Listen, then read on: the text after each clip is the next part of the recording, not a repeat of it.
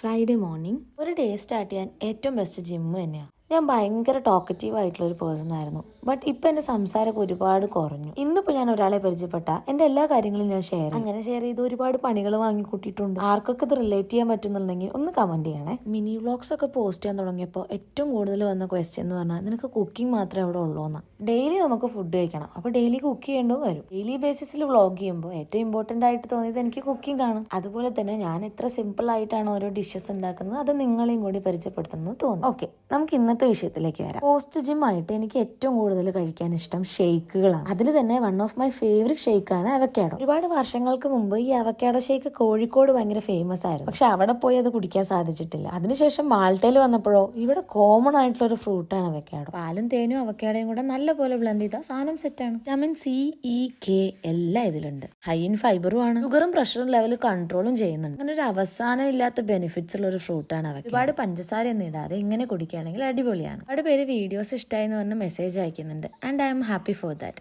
ബാക്കി നാളെ.